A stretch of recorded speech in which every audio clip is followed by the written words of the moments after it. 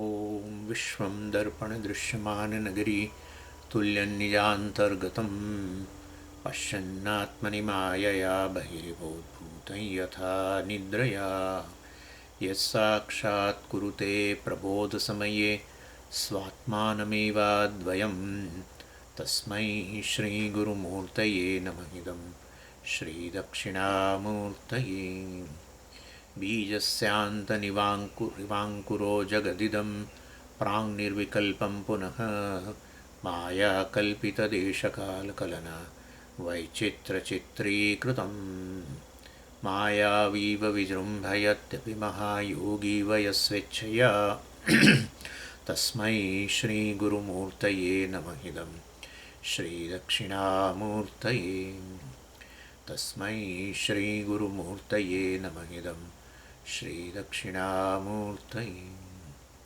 ॐ सहना भवतु सहनौ भुनक्तु सह वीर्यङ्करवावहै तेजस्विनावधीतमस्तु मा विद्विषावहै। ॐ शान्तिः शान्तिः शान्तिः। सदाशिवसमारम्भां शङ्कराचार्यमध्यमाम् अस्मदाचार्यपर्यन्तां वन्दे गुरुपरम्पराम्। ઓમ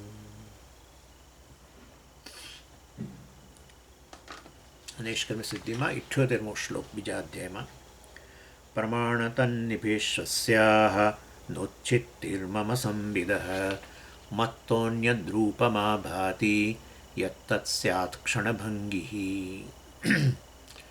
એટલે સુરેશ્વરાચાર્યજી બતાવે છે અહંકાર આત્મા વિવેકની અંદર કે જે આ અંતઃકરણની વૃત્તિઓ જે સતત બદલાઈ રહેલી છે એની અંદર એક વસ્તુ જે છે જે બદલાયા વગરની છે. બદલાતી વસ્તુ પાછળ કોઈ બદલાયા વગરની વસ્તુ જરૂર હોય તો જ આપણે બદલાવને નોંધી શકીએ, નહીં તો ન નોંધી શકીએ. જેમ કે ફિલ્મ તમે જુઓ તો તમે જે સ્ક્રીન છે બદલાયા વગરની, એના આધારે જ તમે પેલું નક્કી કરી શકો કે આ બદલાય ફિલ્મ છે બદલાઈ રહેલી છે, ફ્રેમ બદલાઈ રહેલી છે. એવી ને એવી રીતે અહીંયા પણ એક બદલાયા વગરની વસ્તુ છે જેના આધારે જ નક્કી થાય છે કે આ બદલાયું છે, બાકીનું જે બદલાઈ રહ્યું હોય. કારણ કે બદલાઈ રહ્યું છે એવું કહેવા માટે કોઈક તો બદલાયા વગરનો બેઠેલો હોવો જોઈએ ને. નહીં તો બદલાઈ રહેલું છે કેવી રીતે કહેવાય? બદલાયું છે કશું સતત ફરી રહ્યું છે તો એ નોંધનારો કોઈક બદલાયા વગરનો બેઠેલો હોય તો જ ખબર પડે. તમે કિનારે ઊભા હો તો જ તમને ખબર પડે છે કે આ બધા તરંગો એક પછી એક આવી રહ્યા છે, નાશ પામી રહ્યા છે, બદલાઈ રહ્યા છે, ઉત્પન્ન થયું છે, આવી રહ્યું છે, નાશ પામે છે કિનારે આવીને. તમે બદલાયા વગરના ત્યાં ઊભા રહીને જોનારા, અનુભવ કરનારા છો એવી રીતે. એટલે આ રીતે આ બદલાયા વગરનું જે છે જેને કારણે જ અંતઃકરણની બધી વૃત્તિઓ જે છે એ બધી અનુભવ બની જાય છે. અત્યારે તમને મારો અનુભવ થઈ રહ્યો છે, તમને મારો અનુભવ થઈ રહ્યો છે, એની અંદર બે વસ્તુઓ છે. એક છે સ્વામીના આકારની વૃત્તિ તમારા મનમાં, અને બીજું છે એ વૃત્તિને પ્રકાશિત કરનારું બદલાયા વગરનું તત્વ ચૈતન્ય. એના આધારે જે વૃત્તિ અનુભવ બની. એટલે આ રીતે જડવૃત્તિઓ અનુભવ ચેતન નેચરલી. એટલે જડવૃત્તિઓ અનુભવ બની તો એમાં ડેફિનેટલી એ અનુભવમાં બે વસ્તુ હોવી જોઈએ. એક જડવૃત્તિ અંતઃકરણ જે બદલાયા કરે છે સતત, અને બીજું છે પેલો ચેતન એ જે એમાં પ્રકાશિત થાય છે, જે એને પ્રકાશિત કરે છે એવું, જેમાં અભિવ્યક્ત થાય ચિદાભાસ રૂપે અને એ વૃત્તિને પ્રકાશિત કરે. અને એ રીતે એ જડવૃત્તિ શું બની ગઈ? હવે અનુભવ બની ગઈ. એટલે સ્વામીનો અનુભવ બરાબર સ્વામીના આકારની વૃત્તિ વત્તા ચૈતન્ય આત્મા. એક બદલાયા વગરનું, એક બદલાતું. અને પછી આપણે એમાં જોયું હતું કે 5 મુદ્દાઓ વૃત્તિ અને એમાં અહમ વૃત્તિ, એટલે અહીંયા અહમ વૃત્તિ ગણ અહંકાર અને આત્મા. એના માટે આપણે 5 મુદ્દા જોયા તેને એને છૂટા પાડવા માટે, એનો વિવેક માટે. કે ચૈતન્ય જે છે, આત્મા જે છે એ વૃત્તિનો એ ભાગ નથી, વૃત્તિનું પરિણામ નથી, કે એ વૃત્તિનો કોઈ એવો ગુણ નથી. ચૈતન્ય છે એ સ્વતંત્ર વસ્તુ છે અને જે આ વૃત્તિને વ્યાપીને રહેલું છે અને જેને કારણે વૃત્તિ અનુભવ રૂપે જણાય છે. એક એક ચેતન રૂપે જણાય છે. વૃત્તિ ચેતન રૂપે જણાય છે. અનુભવ કોનામાં હોય? અનુભવ વ્યક્તિ જે જીવિત હોય એનામાં અનુભવ હોય. જળ વસ્તુમાં તો અનુભવ હોય જ નહીં.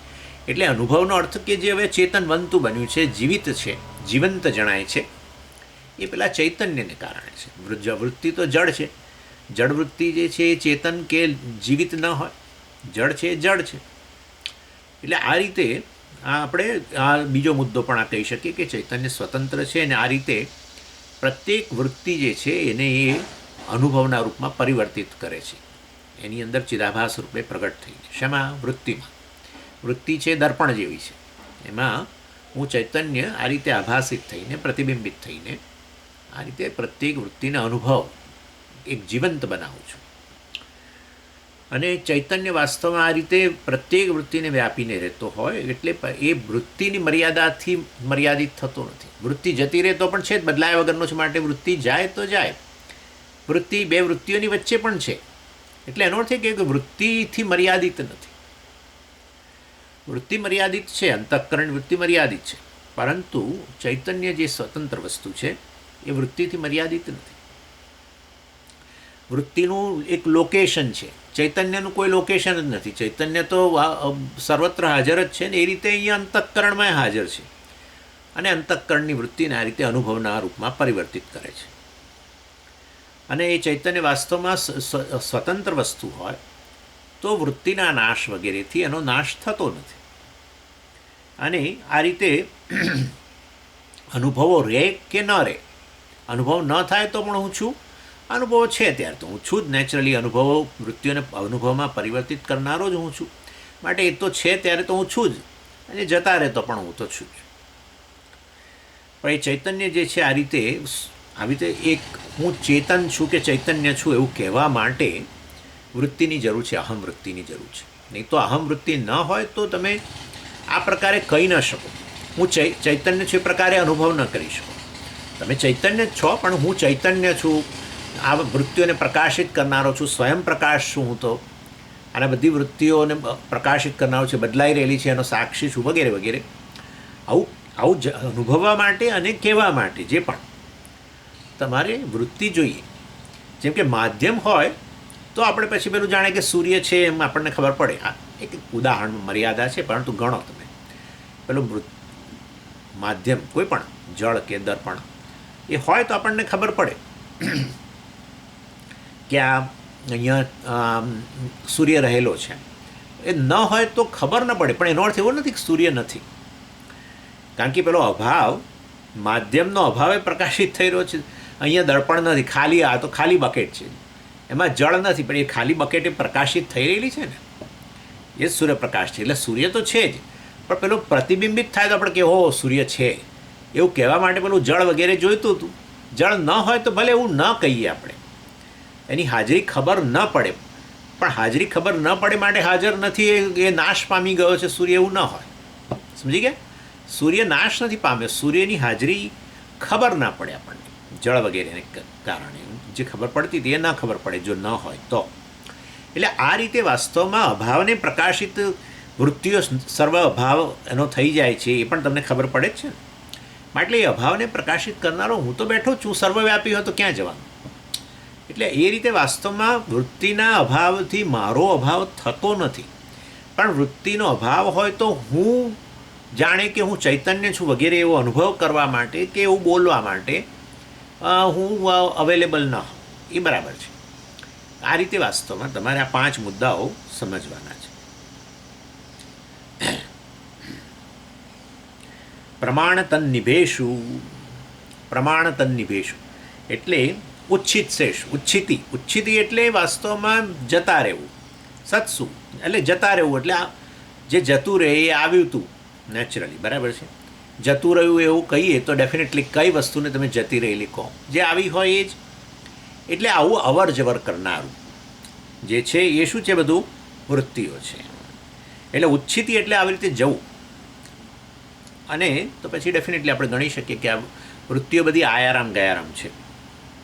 તમે એને ઉચ્છિત શેષુ જે છે આ રીતે એને ઉચ્છિન્નેશુ તમે એમાં એને ઉચ્છિતી એટલે ઉચ્છિન્નેશુ ગણો. એને ગતાગતેશુ પણ કહી શકો. ગતમ આગતમ, જે આવેલું તે ગયું, આયારામ ગયારામ. અને એ શું છે? વૃત્તિઓ. એને આપણે કહ્યું હતું બદલાયેલી, કારણ કે આવે છે ને જાય છે. અને અહીંયા કહે છે પ્રમાણ તન્નિભેશુ, એટલે વૃત્તિઓ ખરી, પણ એ વૃત્તિઓને અહીંયા બે પાર્ટમાં વેચે છે, પ્રમાણ અને તન્નિભેશુ. પ્રમાણ એટલે જ્ઞાન વૃત્તિ બધી, જે આપણા મનની અંદર અત્યારે તમારા મનમાં મારા આકારની વૃત્તિ જે છે એ જ્ઞાન વૃત્તિ જ છે. એના દ્વારા સ્વામીનું જ્ઞાન થાય છે તમને અત્યારે. અથવા હું જે બોલી રહ્યો છે શબ્દાકાર વૃત્તિ ઉત્પન્ન થાય છે, અને બરાબર છે, એટલે શબ્દનો અનુભવ પછી આપણે કહી શકીએ શબ્દ જ્ઞાન, એટલે એ પણ જ્ઞાન વૃત્તિ કહેવાય. એટલે તમે મને જોઈ રહ્યા છો, તમે મને સાંભળી રહ્યા છો, બરાબર, એ બધુંથી તમને મારું જ્ઞાન થઈ રહ્યું છે, મારા શબ્દો દ્વારા તમને શાસ્ત્રનું જ્ઞાન થઈ રહ્યું છે. એટલે એ બધી પ્રમાણ વૃત્તિ કહેવાય. આ બધી વૃત્તિઓ જે બદલાઈ રહેલી છે, આયારામ ગયારામ છે, બે પ્રકારની. એક તો છે આવી પ્રમાણ વૃત્તિ, એટલે એને તમે રસવૃત્તિ કહી શકો. તમે કશું મોઢામાં મૂકો અને તમને એનો સ્વાદનું જ્ઞાન થાય છે, એ પણ પ્રમાણ વૃત્તિ કહેવાય, જ્ઞાન વૃત્તિ કે અનુભવ વૃત્તિ, જે કહો તે. કારણ કે મેં હમણાં અનુભવ કહ્યું ને હવે જ્ઞાન કહું છું. એટલે સ્વામીજી અનુભવ અને જ્ઞાનમાં શું ફેર? એક જ વસ્તુ. રસનું જ્ઞાન કે રસનો અનુભવ, ગંધનું જ્ઞાન, મોગરો વગેરે તમે આમ નાક પાસે લાવ્યા ને મોગરાના ગંધનું જ્ઞાન થયું કે મોગરાના ગંધનો અનુભવ થયો. એટલે એ બધી પ્રમાણ વૃત્તિ કહેવાય. અને બીજી છે તન્નિભેશુ. તન્નિભ એટલે એના જેવી, એ નહીં જ્ઞાન વૃત્તિ નહીં પણ એના જેવી. એટલે એ પણ અનુભવ, પરંતુ એને જ્ઞાન વૃત્તિ ન કહી શકાય. એવી કઈ વૃત્તિ છે? તમે મોહ વૃત્તિ, સંશય વૃત્તિ, બરાબર, અથવા તો વિપર્ય, ખોટી વૃત્તિ, મતલબ ખોટી સમજ. જેમ કે દાખલા તરીકે બહાર રજ્જુ છે અને તમારા મનની અંદર તમે સાપના રૂપમાં જુઓ છો, સર્પવૃત્તિ છે, તો આ તો શું કહેવાય? વિપર્ય કહેવાય. એ પહેલાં કદાચ સંશય હોઈ શકે, આ દોરડી છે કે સાપ છે, એમ કરીને જે સંશય ઉત્પન્ન થાય, સંશય વૃત્તિ, એને કે પ્રમાણ વૃત્તિ થોડી કહેવાય. સંશયને જ્ઞાન વૃત્તિ તો ન જ કહી શકાય. એટલે સંશય વૃત્તિ હોય, વિપર્ય વૃત્તિ હોય કે મોહ વૃત્તિ હોય, બરાબર ને, કે મોહ વસ્તુ છે એના કરતાં આ રીતે એમાં પેલું આપણી રાગ દ્વેષ વગેરેને કારણે ગમાણગમાકારની વૃત્તિ ઉત્પન્ન થાય ને. વસ્તુ જ છે, પણ તમારા મનમાં એને જોતાની સાથે જ ગમો ઉત્પન્ન થયો કે અણગમો ઉત્પન્ન થયો, બરાબર, એ પણ મોહ કહેવાય. વસ્તુમાં ખરેખર એ પ્રકારનો ધર્મ નથી. ગમાણગમારૂપી ધર્મ વસ્તુમાં ના હોય, એ આપણા મનમાં છે. ગમાણગમા ક્યાં છે? મનમાં. બહારના જગતમાં, ઈશ્વરના જગતમાં ગમાણગમા ભગવાને ઉત્પન્ન કર્યા, ગમાણગમા આપણે ઉત્પન્ન કર્યા. એટલે તો એમાંથી એ વૃત્તિઓમાંથી બહાર જવાની વાત છે. ગમાણગમાને લીધે કેટલી બધી તકલીફ પડે છે આપણને, હે ને. દ્વેષ ઉત્પન્ન થાય, પછી ગણગમો એટલે દ્વેષ, ને એમાંથી પછી ક્રોધ ને બધું આવે. અને ગમો હોય તો એની પાછળ પડીએ આપણે અને પછી લપડાકો ખાઈએ, એવું એ બને. બંને થાય. જે વસ્તુ ગમી એની પાછળ પડી જાઓ, અને પાછું પડીને પછી જ્યારે નજીક જાઓ ત્યારે ખબર પડે કે અરે રે, હું જે વસ્તુ એમાં ધારતો હતો એ તો અંદર છે જ નહીં. અને એનું નામ લપડાક. લપડાક એટલે કઈ વસ્તુ આપણને લપડાક ના મારે, પણ આ રીતે ગણવાનું.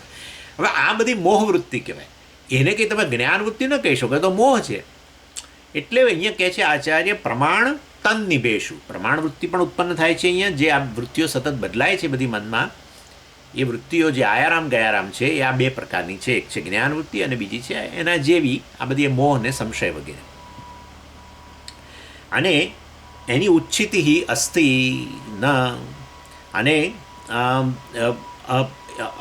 એ વસ્તુ તો આયારામ ગયારામ છે, પણ ઉચ્છિતિ અસ્યા મમ સંવિદઃ ન, સોરી, એટલે વાસ્તવમાં આની ઉચ્છિતિ થતી નથી. શેની? અસ્યાહ મમ સંવિદઃ, એટલે મમ સંવિદઃ, આ મારો આ ચૈતન્યનો એમ કહે છે. અસ્યાહ મમ સંવિદઃ એટલે આ જે અનુભવ છે એની અંદરનો જે કમ્પોનન્ટ, એની અંદર રહેલો એક ઘટક એવો છે હું, જે બદલાયા વગરનો છે. એના માટે એ શબ્દ વાપરે છે મમ સંવિદઃ, મારો સાક્ષી, અર્થાત હું સાક્ષી. પણ એટલે એમ કહેવા માગે છે કે એ પાર્ટને તમે હું કહો, પેલી વૃત્તિઓને નહીં. જે અનુભવ જન્મે, બરાબર, તમને ક્રોધનો અનુભવ થઈ રહ્યો હોય તો તમે શું કહો છો? હું ક્રોધી છું. તો કે એવું ન કહો. એ ક્રોધ વૃત્તિ, જે તમારો ક્રોધનો અનુભવ છે, એની અંદર એક ઘટક બદલાયા વગરનો છે, જેને કારણે ક્રોધ વૃત્તિ ભાષિત થાય છે, જળવૃત્તિ ભાષિત થાય છે. એ તમે છો. એટલા માટે પેલું મમ સંવિદ કહે છે. સંવિદ એટલે ચૈતન્ય. મારા ચૈતન્યની ઉચ્છિતિ થતી નથી. એટલે કે હું જે વાસ્તવમાં સાક્ષી છું આ વૃત્તિઓનો, એની ઉચ્છિતિ થતી નથી, એનો નાશ થતો નથી, એ જતી નથી. જે જતી એ નથી, મતલબ એ આવતી એ નથી, જે હંમેશા છે જ એ પ્રકારે. એટલે વૃત્તિઓ જાય છે અને એ રીતે અનુભવો પણ જાય છે, પરંતુ વાસ્તવમાં અનુભવની અંદર પ્રત્યેક અનુભવમાં એક ઘટક એવો છે જે એ અનુભવ સાથે પણ હતો અને હવે અહીંયા આ અનુભવ સાથે પણ છે, અને બીજા ત્રીજા અનુભવ સાથે છે, અને ચોથા અનુભવ સાથે છે. મતલબ કે અનુભવ ગયો એમાં પેલો વૃત્તિ અંશ જે છે એ સતત બદલાય છે, પણ જો બીજો ઘટક જે છે બદલાયા વગરનો, એ તો હંમેશ માટે રહે છે, અને એ છે મમ સંવિદ, એ મારું ચૈતન્ય, અર્થાત હું સાક્ષી જે છું તે. એટલે મમ અહીંયા વાપરવાનો અર્થ તમે સમજજો. મમ કહેવાનો અર્થ કે એને તમે ક્લેમ કરો કે હું છું, એમ. બીજું ક્લેમ ના કરશો. મનમાં જેટલા અનુભવ થાય એ તમે તો આખા અનુભવોને તમે તો અહમ તરીકે કહો છો, બરાબર ને? એટલે એવું ન કરો. ખાલી તમે આ બદલાયા વગરનો જે અંશ જે છે, જે તમે છો, અને ક્યાંય જતો નથી, આવતો નથી, બરાબર. એ જ વસ્તુ દૃગ્દૃશ્ય વિવેકમાં કહી હતી ને, કે ભાઈ એનો ઉદય થતો નથી ને એનો અસ્તય થતો નથી.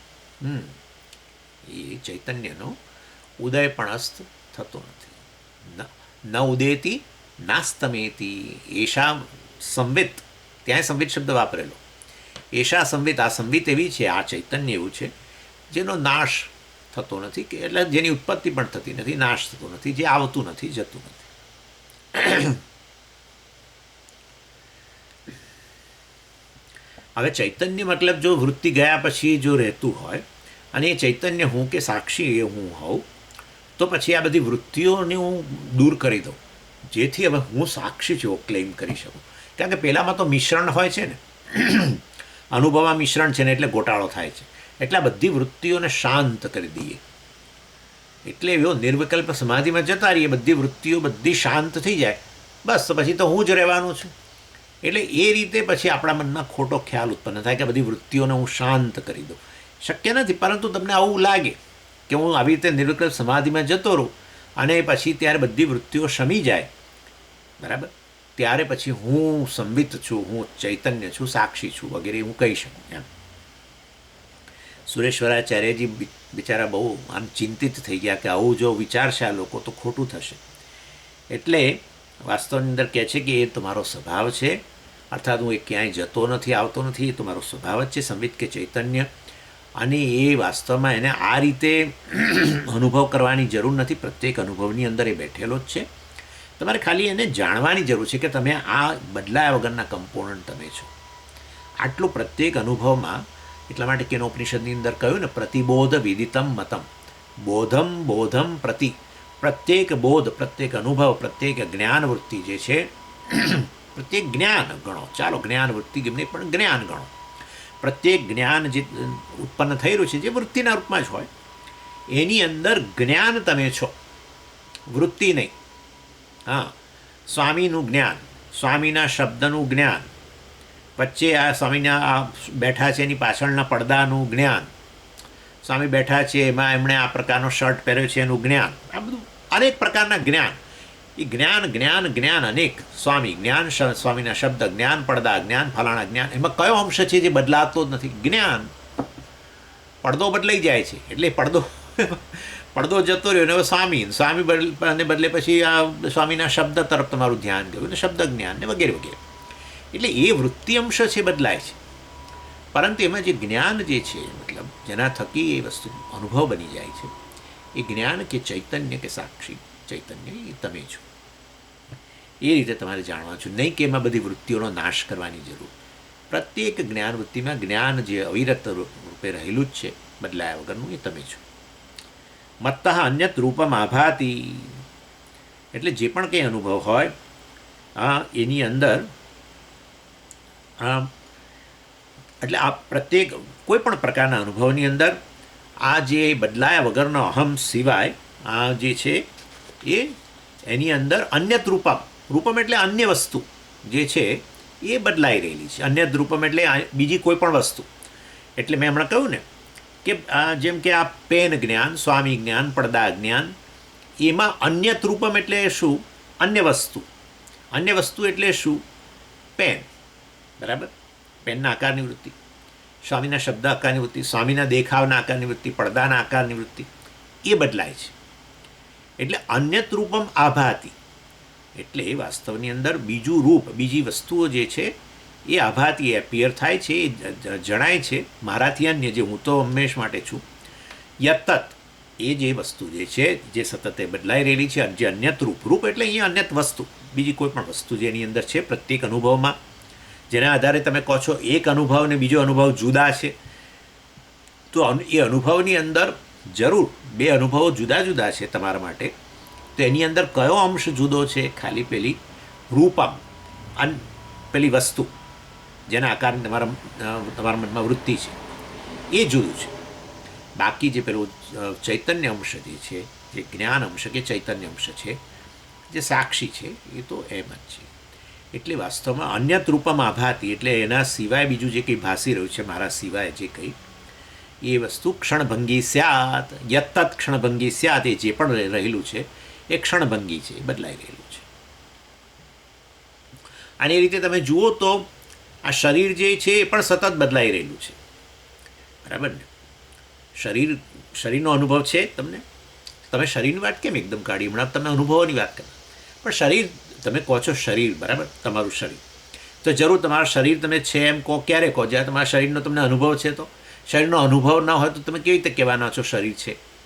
એટલે કે છે તમને હવે જો આની અંદર પણ કેમ પણ અહીંયા લઈ આવ્યા બધું? હમણાં તો તમે સ્વામી ને પડદો ને બધું બોલતા હતા, ભાઈ અહીંયા લઈ આવ્યા, પણ ગૂંચવાડો અહીં મોટો છે ભાઈ. પડદાનો અનુભવ થાય ત્યારે હું પડદો છું એવું તો ક્યાં બોલીએ છીએ કોઈ દિવસ? એવું બોલતા જ નથી. એવું થાય તો ઓર મુશ્કેલી થઈ જાય. તો વેદાંત કામનું નથી. તો પછી વેદાંત તો નોર્મલ વ્યક્તિઓ માટે છે. એટલે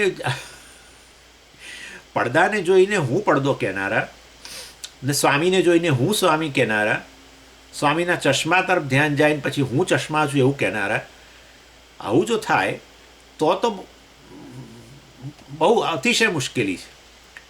પરંતુ એક વસ્તુ જે બીજી વસ્તુ એવી છે જેનો અનુભવ જેમ પડદાનો અનુભવ થાય છે એવો આનો પણ અનુભવ થઈ રહ્યો છે. પરંતુ પડદાને હું છું એવું નથી કહેતા, પણ આને જોઈને આનો અનુભવ થતો હોવા છતાં પણ આપણે કહીએ છીએ આ હું છું. એટલે એની વાત કરે છે કે એ પણ બદલાઈ રહેલું છે. જુઓ, અમે કહીએ છીએ કે અનુભવ બદલાય તો અનુભવની અંદર જેનો અનુભવ થાય એ વિષય જે છે એ બદલાય છે. એને અહીંયા અન્યત રૂપમ કહ્યું. અન્યત એટલે અન્ય, એટલે રૂપમ એટલે વસ્તુ કે વિષય. એટલે એવી રીતે આ શરીર જે છે વાસ્તવમાં સતત બદલાઈ જ રહેલું છે, પ્રત્યેક ક્ષણે બદલાઈ રહેલું છે. અને બદલાય એટલે બદલાતા એ રીતે નાશ જ પામી રહ્યા છે ધીરે ધીરે. શરીરના કોષો સતત બદલાતા રહે છે. અને એટલે તો આપણે 2-5 વર્ષે આપણે આપણી જાતને જોઈએ ને, ફોટા 5 વર્ષ પહેલાંનો બહાર કાઢીએ અને અત્યારે ફોટો જોઈએ. એવા પાસપોર્ટ ફોટો હોય, પાસપોર્ટ ફોટો જેમાં આખો ફોટો તો નહીં આટલો જ હોય, તો એ પાસપોર્ટ ફોટામાં 5 વર્ષ પહેલાંનો અત્યારે પાડ્યો હોય ફરી પાસપોર્ટ, 2 ફોટા તમે આમ જુઓ તો કેટલો ભેદ દેખાય છે. એટલે આમ એનો અર્થ એવો થયો કે એવું નથી એ રાતોરાત બદલાઈ ગયું ગઈકાલ રાત્રે.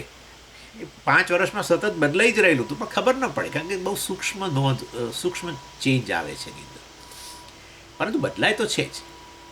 એટલે એ કહે છે કે જ્યારે અમે તમને કહ્યું કે જેનો અનુભવ થાય છે એમાં એક અંશ સતત બદલાય છે, તેમાં આ પણ ગણો. એ તમે નથી તો તમે કોણ છો? મમ સંબિત હે, હું તો પેલો સંબિત છું, બદલાયા વગરનો છું. જેના વગર શરીરનો અનુભવ ન થાય એવા તમે, જે શરીરનો 5 વર્ષ પહેલાં પણ તમે જ અનુભવ કરેલો ને પછી સતત અનુભવ કરતાં કરતાં આજે પણ આનો અનુભવ કરતાં બેઠેલા જ છો, એવા તમે, બરાબર? જે બદલાયા નથી. જે શરીર બદલાયું છે ત્યારે પણ બદલાયા નથી, કારણ કે તમે બેઠેલા જ છો. એને જ તો તમે અહમ કર્યા કરો છો કે હું મારો 5 વર્ષ પહેલાંનો ફોટો એમ કરીને.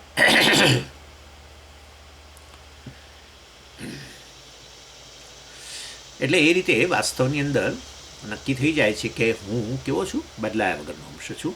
જ્યારે બાકી શરીર વગેરે છે એ વૃત્તિઓ સતત બદલાય છે. આપણી આંખોની શક્તિઓ, કાનની શક્તિઓ, બધું, સૂંઘવાની શક્તિ, આપણી સ્વાદ શક્તિ પણ બદલાય છે.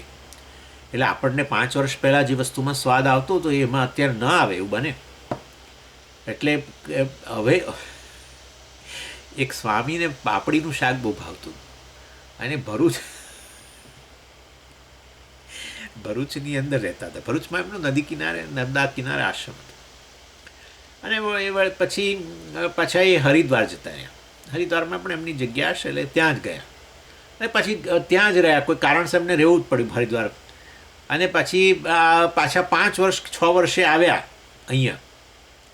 અને આવ્યા એટલે પેલા જૂના સંસ્કાર જાગૃત થયા. એટલે શિષ્યને કહું કે જા પાપડી લઈ. પાપડી એટલે આપણે પેલી ગાંઠિયા પાપડી નહીં, હા ભાઈ, હું તમને કહું છું શાકભાજીવાળી પાપડી. એટલે પાપડી લઈ આવ્યા.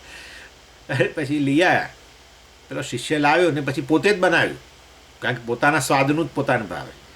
પોતે બનાવ્યું અને પછી ખાવા બેઠા ભાખરી શાક. તો કે હા હા હા, બદલાઈ ગઈ. 5 વર્ષમાં બધું બદલાઈ ગયું. પહેલાં કેવો સ્વાદ આવતો હતો પાપડીમાં, હવે કોઈ રસ કસ રહ્યા નથી પૃથ્વીમાં. હવે કોઈ જમીનમાં રસ કસ રહ્યા નથી. અરે પેલા શિષ્ય ધીમે રહીને કહું, મહારાજજી, જમીનમાં તો રસકસ છે, પરંતુ આપણે જીભમાં હવે રસકસ રહ્યો નથી. આવું છે ભાઈ, બદલાય છે. ખબર નોંધ ના આપણે એકદમ લઈ શકીએ, પરંતુ આપણી શક્તિઓ, ઇન્દ્રિયોની શક્તિઓ બદલાય જ છે, આપણને ખબર પડે છે.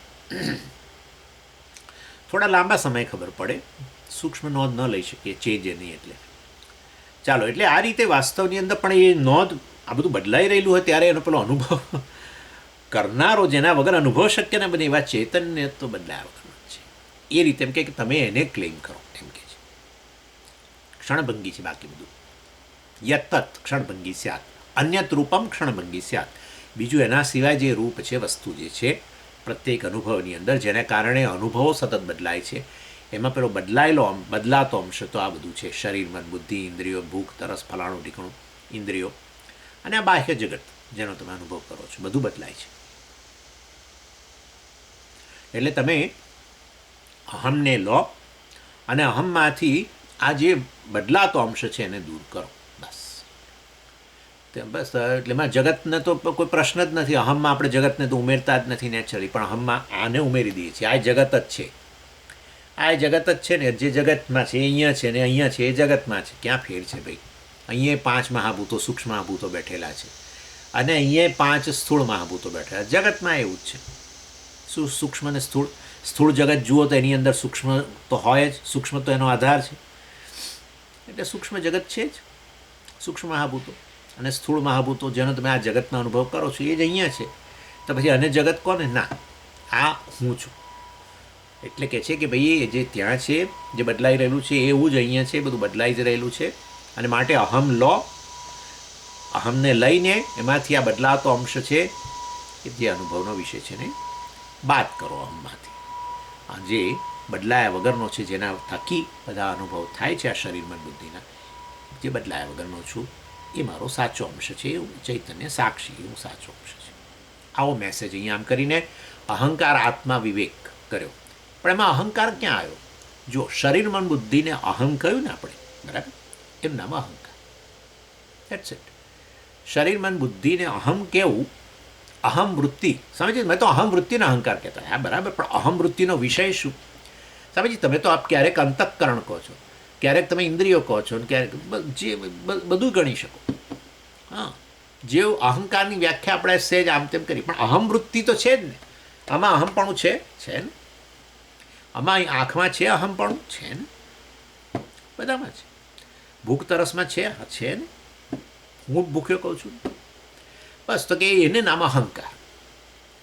એટલે વાસ્તવમાં જાણો કે અહમની અંદર તમે જ્યારે કહો કે હું તો શરીર, મન, બુદ્ધિ છું, તો એ શરીર, મન, બુદ્ધિને દૂર કરો. એ તો તમારા અનુભવના વિષયો છે, બદલાય છે. એના સિવાય જે અહમ રહી ગયો તો હવે એમાં કશો બદલાતો અંશ રહ્યો જ નહીં. એક તો કેવળ ચૈતન્ય જ રહ્યો. પહેલાં હું એક ચેતન વ્યક્તિ છું કહેતો હતો, એટલે આ બધું આ ઉમેરેલું અનુભવનો વિષયની અંદર. હવે ચેતન વ્યક્તિ એટલે વાસ્તવમાં એનું નામ જ અહંકાર.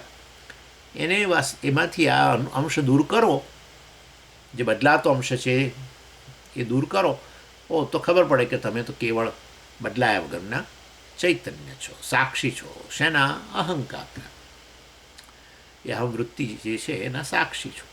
અહમપણું જે છે, જે વ્યાપેલું છે આ સ્થૂળ શરીર સુધીનું, સૂક્ષ્મ શરીરમાં આપોઆપ જ આવી ગયું, અને અજ્ઞાન કારણ શરીરમાં આવી જ ગયું. ત્રણેય શરીરોમાં અહમપણું, એ નામ અહંકાર. બસ એ બદલાતો અંશ અનુભવનો અંશ, અનુભવના વિષયનો અંશ બદલાય છે એનો અનુભવ તમને થાય છે ને. હા, બસ તો એ તમે નથી એમ. આ રીતે અહંકાર આત્મા વિવેક આ રીતે અહીંયા કરવાનું કહ્યું. ચાલો 89મો શ્લોક. ઉત્પત્તિ સ્થિતિ ભંગેશુ કુંભસ્ય વિયતો યથા નોત્પત્તિ સ્થિતિ નાશા સ્યુ બુદ્ધિરેવમ મમાપી છે. હવે આચાર્ય ઉદાહરણ આપે છે અને કહે છે, એટલે અહંકાર જે છે એને સરખાવે છે કશા સાથે. બહુ સરસ ઉદાહરણ આપે છે અહંકાર માટે. અને જે અહંકાર જે છે શું છે? શરીરત્રય, ત્રણેય શરીરો. અને ત્રણેય શરીરોને સામે જે અહંકાર નહીં, તમે તો એ તો ચેતન છે એમ કહેતા. હા, એટલે ચિદાભાસથી યુક્ત કહો. એમાં અહમપણું એટલે ચિદાભાસ. તમે તો કહેતા હતા કે હું અહમ વૃત્તિની અંદર ભાષિત થાવ, તેને ચિદાભાસ કહેવાય. આ ત્રણેય શરીરમાં અહમપણું અર્થાત ત્રણેય શરીરોમાં ભાષિત થવું ચિદાભાસ રૂપે. અને ચિદાભાસ હંમેશા માધ્યમ જે છે એની સાથે જ જોડાયેલો હોય ને. કોઈ દિવસ આભાસ, પ્રતિબિંબ માધ્યમથી તો છૂટું હોય જ નહીં. અને એ રીતે વાસ્તવમાં અહમપણુંની અંદર જે છે, શરીરની અંદર જે અહમપણું છે એને આમ છૂટું ન પાડી શકાય એ રીતે. એટલે એને ચિદાભાસ કહીએ. વાસ્તવમાં હું તો ચૈતન્ય છું, જેના થકી જ ચિદાભાસ કે ચિત્ત પ્રતિબિંબ આ શરીર મન બુદ્ધિમાં આવે.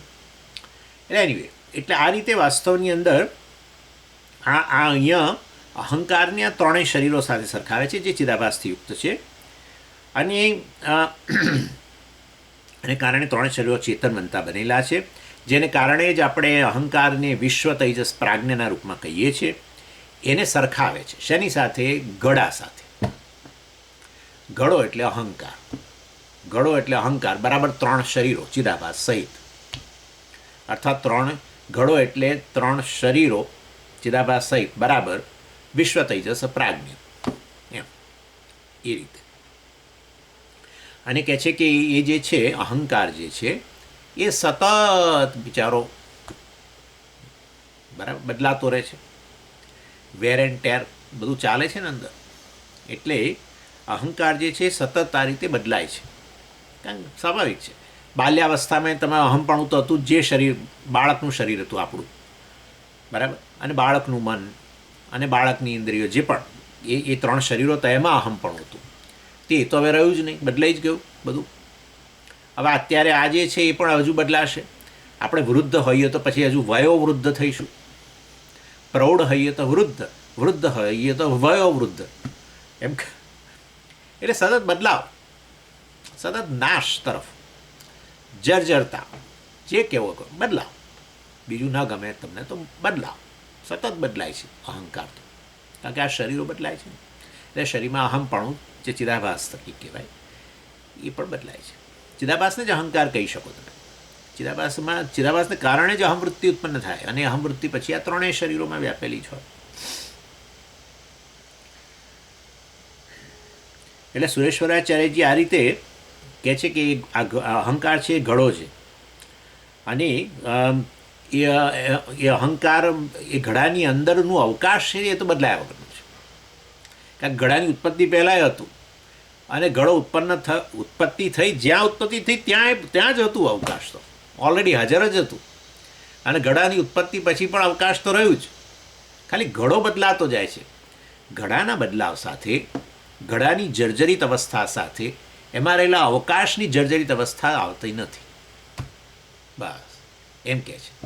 એટલે એવી રીતે વાસ્તવની અંદર આ સરસ ધ્યાન માટે બહુ સુંદર વસ્તુ છે કે હું તો અવકાશ જેવો છું, અને અહંકાર જે છે ઘડા જેવો છે. આ ત્રણેય શરીરો ઘડા સમાન છે, અને એને કારણે આ ત્રણેય શરીરોને કારણે જાણે કે હું એની અંદર રહેલો એવું લાગું છું. આપણે કહીએ ને તમે ક્યાં છો, લોકો આમ કરીને બતાવે છે, હું એમ કરીને બતાવે.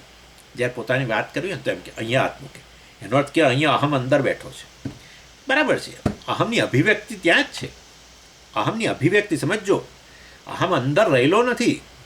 સૂર્ય પેલા જળમાં રહેલો નથી, બકેટમાં જળમાં રહેલો નથી, બકેટના જળમાં અભિવ્યક્ત થયો છે. સૂર્ય તો પૃથ્વી કરતાં કરોડો ગણો મોટો છે, એ ક્યાંથી બકેટમાં હોય?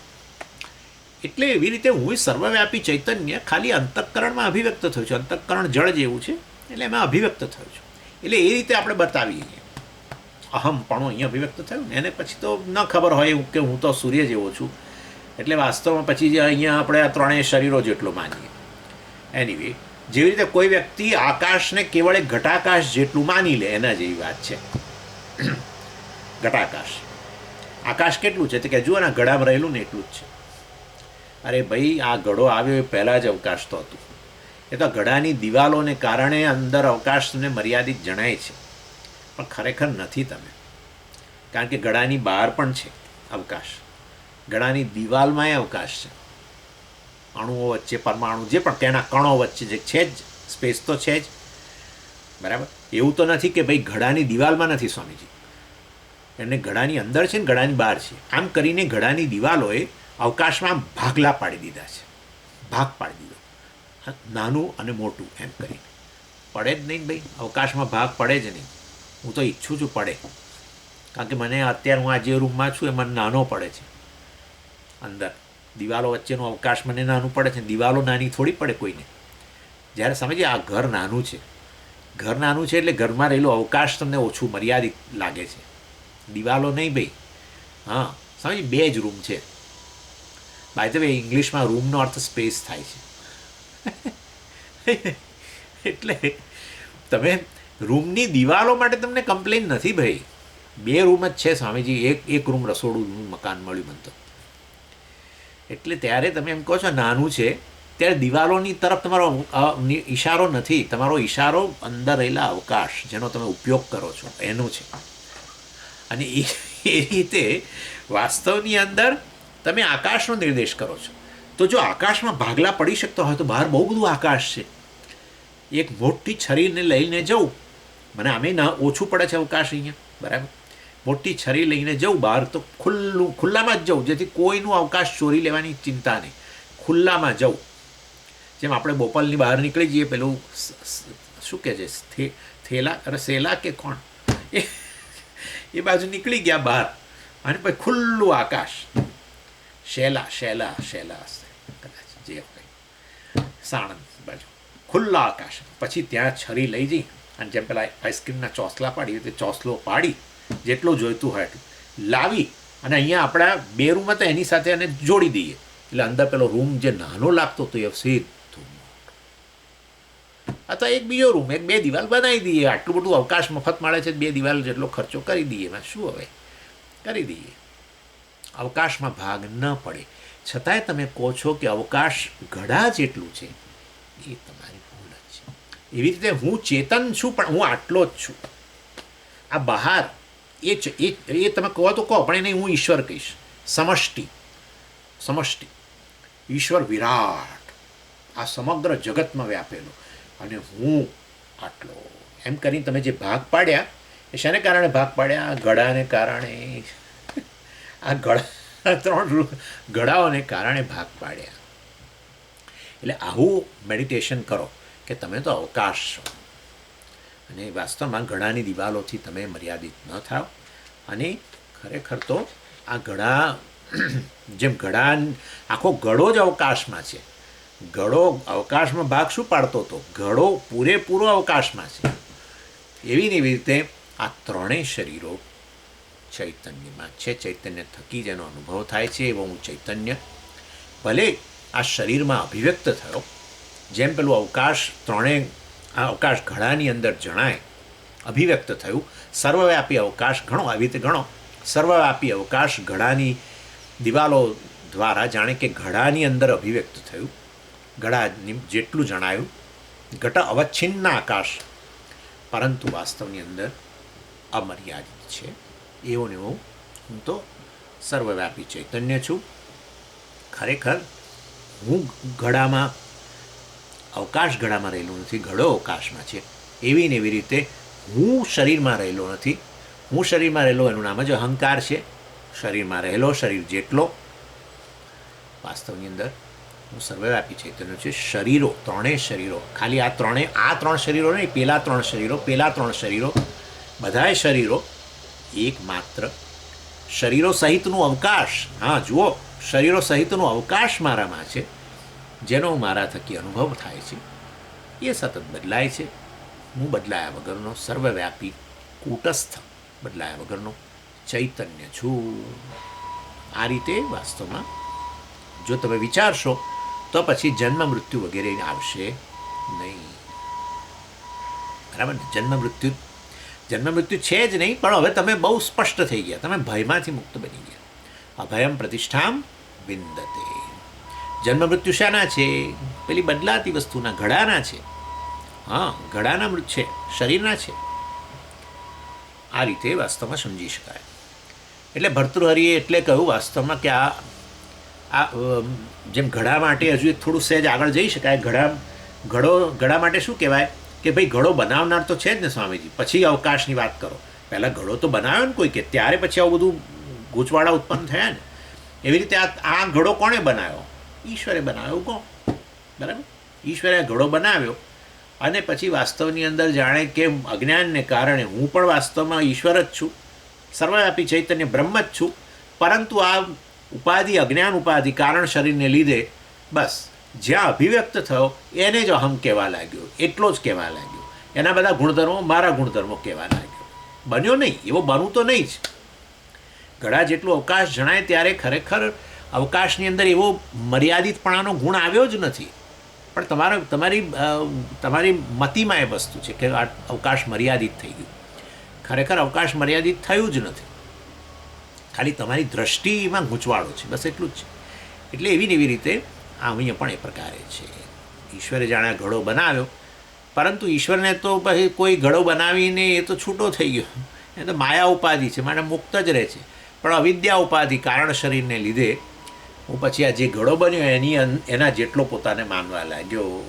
જાણે અવકાશ પેલા પોતાને મર્યાદિત માની લે ને, ઘડા જેટલું માની લે પોતાને, અને પછી પેલું બહારના અવકાશ તરફ નજર કરીને કે મારે આવા બનવું છે, એના જેવું છે.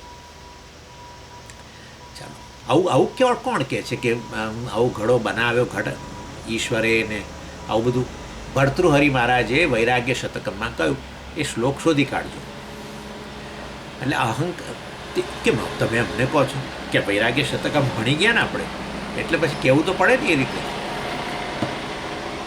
અહંકાર જે છે એ રીતે વાસ્તવની અંદર, એટલે હવે અહંકાર ન રહેવું નહીં. સમજી ગયા તમે? કેવું સુંદર વસ્તુ, ઉદાહરણ તમે જુઓ.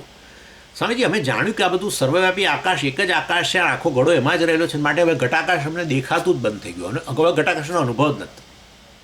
એવું નહીં, ઘટાકાશનો અનુભવ ચાલુ રહેશે તમારો, પણ તમે આકાશને ઘડા જેટલું મર્યાદિત નહીં માનો. હવે બસ તમારી બુદ્ધિમાં ફેર પડી ગયો, અનુભવમાં નહીં. હજુ તો તમે ગળામાં હજુ પાણી ભરશો, અને હજુ તમારે પાણી ઓછું પડતું હોય, બહુ તરસ લાગતી હોય, ઉનાળો હોય, આ હોય તે હોય, તો મોટો ઘડો લાવશો કે જેથી મોટું અવકાશ મળે, જેથી વધારે પાણી ભરાય. એ બધું કરશો, પરંતુ અવકાશ ઘડા જેટલું જ છે એ પ્રકારની જે મોહ ઉત્પન્ન થયો હતો એ જતો રહ્યો. એટલે એ રીતે વાસ્તવમાં પછી આ અહંકાર જતો રહેવું નહીં, અહંકારનો અનુભવ. એટલે સમય જાગ્રત પુરુષ રહેશે જ નહીં, સ્વપ્ન પુરુષ રહેશે જ નહીં. બસ આ બધું નાશ પામી જવાનું, અહંકારનો અનુભવ ચાલુ રહેવાનો. પણ હું અહંકાર જેટલો છું આટલો જ છું, આ શરીર જેટલો, કે શરીરના જે ગુણધર્મો છે એવો ગુણધર્મોવાળો છું, સગુણ છું. બરાબર? જન્મ મૃત્યુ, ફલાણું ઢીકણું, ઉંમર, દેખાવ, બધું આપણે લાદીએ છીએ ને અહમ પર, બધું લાદીએ છીએ. સ્વસ્થતા, અસ્વસ્થતા, બધું. લિંગ, પુરુષ છું, સ્ત્રી છું વગેરે. અને મનુષ્ય શરીર હોય તો મનુષ્ય છું એમ જ કહીએ નેચરલી. એટલે એ રીતે બધા ગુણધર્મો જે શરીરના જે છે, ઘડાના જે છે, એ જે બધા મારા પર લાદું છું, એ હવે ન લાદું. બસ હું મારી જાતને જાણું, હું તો બદલાયા વગરનો, જન્મ મૃત્યુ વગરનો, પ્રારબ્ધ વગરનો, કે કોઈ પ્રકારના કર્મ વગરનો, કર્તૃત્વ વગરનો, ભોક્તૃત્વ વગરનો, અકર્તા અભોક્તા, કૂટસ્થ બદલાયા વગરનો કેવળ ચૈતન્ય છું. સર્વવ્યાપી ચૈતન્ય છું. આ પ્રકારની સમજ ઉત્પન્ન થાય. અહંકારનો અનુભવ ચાલુ રહે, પરંતુ તમે અહંકાર, હું અહંકાર છું એવું હવે ન કહો. અહંકારને મિથ્યા જાણો. એમાં અહમપણું, અહંકારમાં અહમપણું જ છે, પરંતુ એ અહમપણું કેવું છે? એ તો આ શરીરમાં રહેલું અહમપણું છે. શાના માટે છે? પ્રારબ્ધના ઉપભોગ માટે છે. શેષ પ્રારબ્ધના ઉપભોગ માટે આમાં ચેતનતા તો જોઈએ ને. શરીર થકી જ સુખ દુઃખ અનુભવાશે. માટે શરીરમાં ચેતનતા વગેરે એ રીતે અહંકાર ચાલુ રહે. એ તો અજ્ઞાન થકી જ વાસ્તવમાં દેહ મળ્યો હતો અને પ્રારબ્ધના ઉપભોગ માટે. અને હવે ભગવાનની કૃપાને કારણે અને આપણા પુણ્યને, પૂર્વ પુણ્યને લીધે હવે જ્ઞાન થયું. પણ પેલું પ્રારબ્ધનું જે વ્હીલ શરૂ થઈ ગયું છે, જે ચક્કર શરૂ થયું છે, એ તો પૂરું થશે ત્યાં સુધી આ રીતે અહંકાર ચાલુ રહેશે. એ અહંકાર વાસ્તવમાં પણ મિથ્યા બની જશે તમારા માટે. એટલે આ રીતે અહીંયા આ ધ્યાન માટે કહે છે, યથા કુંભસ્ય ઉત્પત્તિ સ્થિતિ ભંગેશું. જેવી રીતે આ કુંભની આમ ઘડાની ઉત્પત્તિ હોય કે એની સ્થિતિ, એટલે અત્યારે જ્યારે એની અત્યારે રહેલો હોય અને ભંગ અર્થાત એનો નાશ પામી જાય, તો વિયત ન, તો એમાં રહેલું જે અવકાશ જે છે એમાં ઉત્પત્તિ, એની તો નથી ઉત્પત્તિ કે નથી એની સ્થિતિ કે નથી એનો ભંગ, કોઈ એવી બદલાવ એની અંદર નથી. એવમ અપી ચ, તેવી જ રીતે બુદ્ધેહે ઉત્પત્તિ સ્થિતિ નાશેશું. બુદ્ધિ એટલે અહંકારની ઉત્પત્તિ સ્થિતિ નાશ વગેરે થાય. અહંકારની ઉત્પત્તિ એટલે શું? આ શરીર મળ્યું, એની સાથે એમાં અહમપણું નેચરલી, કારણ કે એમાં અભિવ્યક્ત બનવાનો જ છું. અભિવ્યક્ત અહમ રૂપે જ, અને એ અહમ રૂપે અભિવ્યક્ત બનીને આ શરીરો વગેરેને જે આત્મા કહું, એને જ અહમ કહું. એટલે આ શરીરો વગેરેની ઉત્પત્તિ સ્થિતિ નાશ થાય, એટલે કે અહંકારની ઉત્પત્તિ સ્થિતિ નાશ થાય. બુદ્ધિ એટલે અહીંયા અહંકાર ગણો. અને એટલે એમાં પછી આ વિશ્વ તેજસ પ્રાગને પણ ગણી શકો, અથવા એમાં પેલું આપણું બાલ્યાદિશુ જાગ્રત આદિશુ તથા બાલ્યાવસ્થા, કૌમારાવસ્થા, યુવાવસ્થા, જરાવસ્થા, બરાબર, આ બધું એમાં આવવાનું જ છે, બદલાય સતત. એટલે આ બધું થાય તો પણ વાસ્તવની અંદર મમ ઉત્પત્તિ સ્થિતિ નાશાહ ન સ્યુઃ, મારે ઉત્પત્તિ સ્થિતિ નાશ થતો નથી. કારણ કે હું તો જે ગઈકાલે હતો કૌમાર અવસ્થામાં એ જ હું અત્યારે છું. એટલા માટે તો એને રિફર કરું છું કે મેં અનુભવ કરેલો આવો બાળપણમાં, મેં આમ અનુભવ કરેલો યુવાવસ્થામાં વગેરે વગેરે. અર્થાત એ અહમ તો હજુ બેઠેલો જ છે, તે બદલાયા વગરનો છે. અને એ અહંકાર નથી, તો પછી અહંકાર તો બદલાયો. બાલ્યાવસ્થા ગઈ, શરીરની અવસ્થા, એમાં અહમપણું, બરાબર છે. એ રીતે જે અહંકાર છે એ બદલાયો, પણ એ અહંકારની પાછળ જે સાક્ષી બેઠેલું એ બદલાવાનું, એ મારું વાસ્તવિક સ્વરૂપ છે. મારી ઉત્પત્તિ સ્થિતિ નાશ થતો નથી. આ રીતે અહીંયા કહે છે. ઓમ પૂર્ણમદ પૂર્ણમિદમ પૂર્ણાત પૂર્ણમુદચ્યતે પૂર્ણસ્ય પૂર્ણમાદાય પૂર્ણમેવાવશિષ્યતે. ઓમ શાંતિ શાંતિ શાંતિ. હરિ ઓમ શ્રી ગુરુભ્યો નમઃ. હરિ ઓમ.